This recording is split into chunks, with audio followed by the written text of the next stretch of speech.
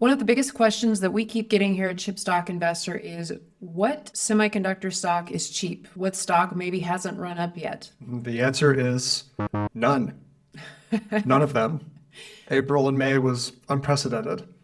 Absolutely off the charts. But one company that has seemed to be out of favor of sorts is a company named Amphenol. One of those old, boring companies, very much part of the electronics and semiconductor manufacturing supply chain. Casey, I think we need to break it down after earnings. Let's talk about Amphenol. Nick, as you mentioned, Amphenol seems like a boring company, and maybe one of the reasons that is because it actually fits into every single part of this chart right here, this end market chart.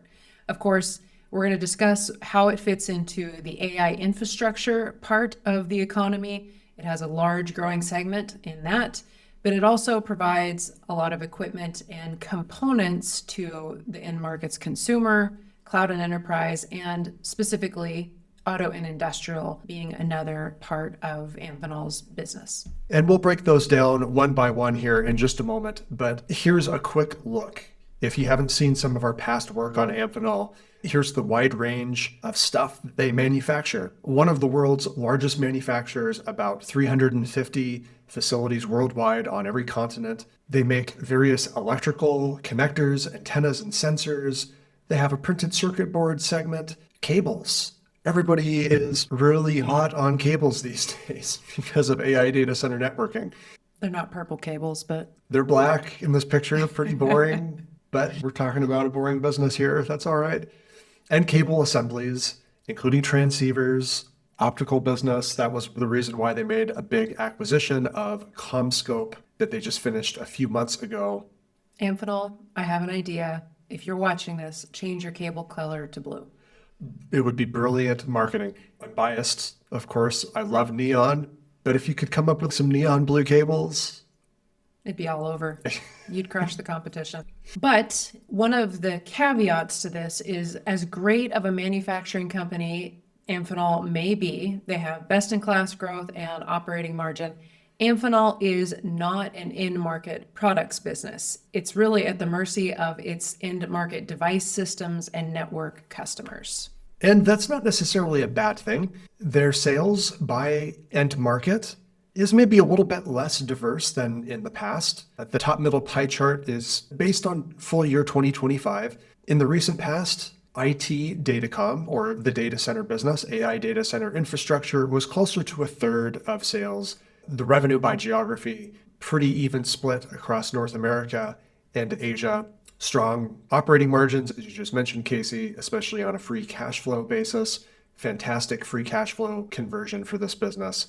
But as you said, the company is ultimately a components and device manufacturing business. They do have this culture where they're lean. They encourage the teams overseeing their manufacturing facilities to have this entrepreneurial spirit. So they go out and they find what the customer demand is, and then they rise to the occasion to meet that demand. But at the end of the day, this company is going to be at the mercy of the current growth cycle, be it AI data centers or the aerospace and defense segment there on the right, including all the hot buzzwords that we now need to cram into this video. Casey's favorite: space, satellites, defense markets, IoT. Actually, I shouldn't say IoT, physical AI. That's better. That's better for the transcript. So bear that in mind, as great as it is, because it's not selling an actual end market product or with some sticky recurring service revenue attached to that end market product, a company like Amphenol is over time going to have a discounted premium to some of its customers that buy the components and make a finished product or service. Here's another way to look at the breakdown by revenue segment for Amphenol. These are some of the customers that are purchasing from Amphenol, and you can see IT and the Datacom business now 41% of their revenue in Q1 2026, industrial at 20%. And as you can see, it kind of moves down from there. Smaller components, automotive 11, comms, which is different from the data center market, communications network 12%, defense now 8%, and commercial air and mobile devices 4% each respectively. So now let's take a look at each of these end markets and see where the growth is happening. Obviously, data center is going to be a big one, but let's talk about some of the others as well, because there are some positives and negatives coming up in the coming quarters for Amphenol's revenue segments. And the way we have these slides broken down is we have the as reported growth rate, we have the percentage of total revenue at the top of each segment. So industrial, 20% of Q1 2026 sales. And then in white, just below that, is the as reported revenue, both on a year-over-year and sequential basis, which includes the benefit of the CommScope acquisition. The remnants of CommScope is now Vistance Networks, another one of our holdings here at CSI in the small bets basket. And then we have there at the bottom some of the key drivers called out on the earnings call for each of those segments. So let's start with industrial, which is pretty broad-based. The segment that was called out in particular, building connectivity. A lot of this has to do with sensors and commercial building owners being able to control and automate different processes. Pretty fantastic growth rate here, even on an organic basis when you strip out the benefit of CommScope, up 16% year over year. And on the right, automotive has been taking quite the beating lately. They had 7% year over year growth, but down 7% sequentially. They expect there to be a bit of an increase in Q2 for automotive, maybe 2% year over year organic growth because of softer sales in Asia. But North America and Europe seem to continue to be pretty durable.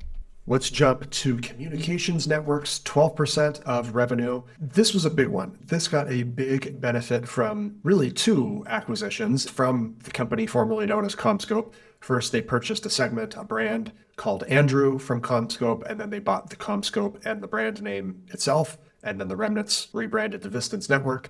But yeah, 91% year over year as reported revenue growth. If you strip that out, revenue was actually flat organically year over year for the existing Amphenol business. There was some softness in communications infrastructure. They called out specifically a bit of a slowdown in broadband infrastructure expansion.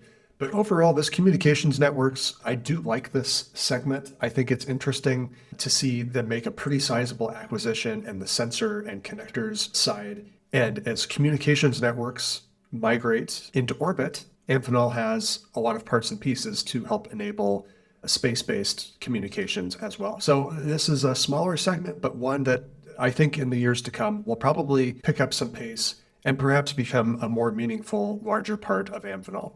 And then defense market, 8% of the revenue segment, up 44% year over year, sadly. And they expect that to continue to grow, high single digit growth anticipated. And then let's round this out with the final two segments, commercial air and mobile devices, both 4% of the revenue segments. Commercial air up 22% year over year, down a little bit sequentially. This small dip actually beat the initial forecast for this segment. They came in a little bit above what they thought they would. They do think in Q2 there's going to be a slight sequential moderation of this market segment. If you strip away the CommScope acquisition, it was about 20% year over year organic growth from across all of commercial airline manufacturers. And the last segment, mobile devices, no surprise here. 2% year-over-year growth, 1% on an organic basis. In our first opening slide, unchanged from the last few months to kick off 2026, consumer markets are in a bit of a slump thanks to the memory shortage. So this small segment being pretty flat for Amphenol, I think is no surprise whatsoever. But let's finish this off with the big segment. Now 41% of total Q1 sales. Again, no real surprise given this is what everyone is talking about right now. Data centers, especially AI data center infrastructure, basically a double year over year in revenue, 27% sequentially. Cables and connectors, especially in networking all these GPUs together, is all the rage right now. Is it a bottleneck? Yeah. Is it a component layer bottleneck? It is all of those things. So Casey, you started us out talking about what the news, the narrative is right now around this. Everyone wants in on the really exciting companies. Maybe the boring ones are a bit out of favor. And maybe that's why Amphenol stock is down. But let's break this down a little bit more specifically, because what's really happening here has to do with the recent purchase of CommScope and how that is affecting the revenue and the earnings guidance for the rest of this year. So in Q2, revenue is expected to be around 8.1 to 8.2 billion and adjusted diluted earnings per share around $1.15. So this would imply a 43 to 45% expected growth rate for revenue in total sales and a 41 to 43% increase in earnings per share. Now this is interesting because earnings per share is growing at a slightly slower pace than revenue. Why is that, you may ask? It's a good question because a manufacturing business, especially one that harbors a place in the AI data center bottleneck, you would expect to have faster rising profits than revenue. That's just what happens with cyclical businesses in a strong growth trend. The reason this is happening is because of the CommScope acquisition. It obviously is boosting revenue and earnings growth. However, the CommScope business, as it stands today, is less profitable, has lower profit margins than the existing CommScope business that it just joined. It's going to take a bit of time for the CommScope teams to get up to speed with their new Amphenol overlords. Obviously, CommScope was operated very differently than Amphenol is. Synergies basically just don't happen overnight. So this is going to take a bit of time. And this is where you're going to see that. We have in green total revenues, net income in that tiny orange bar, in blue free cash flow. So you can see that free cash flow starting to dip a little bit. And as Nick said, this is one of the reasons. The synergy does not happen overnight. There's going to be an adjustment period. And one other area that you're going to see it in is in their balance sheet.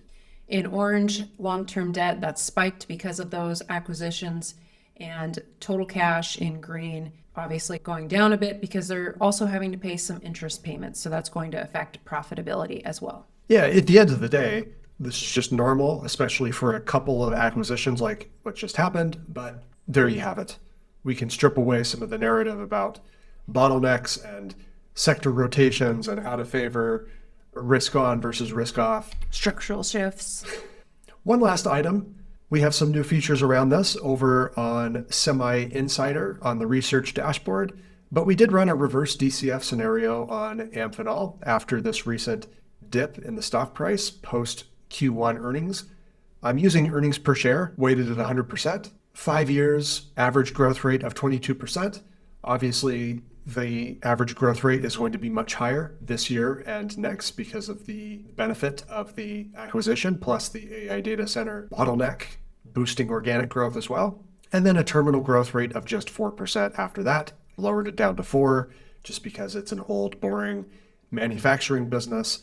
So I don't think it makes a lot of sense to do a higher terminal growth rate like some of the sexier semiconductor names, but that's what gets it to fair price as of today, close of market, Monday, May 18th. Is it cheap? Certainly to me, it looks like in this scenario, it could be a pretty good value. As we said though earlier, because this is not an end market product or service business, certainly no recurring revenue component to this business. As fast as it may be growing right now, it was totally normal for the stock price to moderate a little bit and bring that earnings multiple down a bit. But it seems that Amphenol is still very much a compounder and doing great things. It's just going to take a little bit of time for them to compound on that new purchase of the various parts and pieces of CommScope that they picked up in the last year. Make sure you check out chipstockinvestor.com and join us on Semi Insider. You can read all of our research, and we're building out an extensive set of tools for investors to research these companies that we talk about every day here at Chipstock Investor. Casey, I sure wish there was someone who could tell us about these companies like Amphenol before the market figures them out. Watch this video right here. It's called Something Big is Happening. Back in February. Check it out now.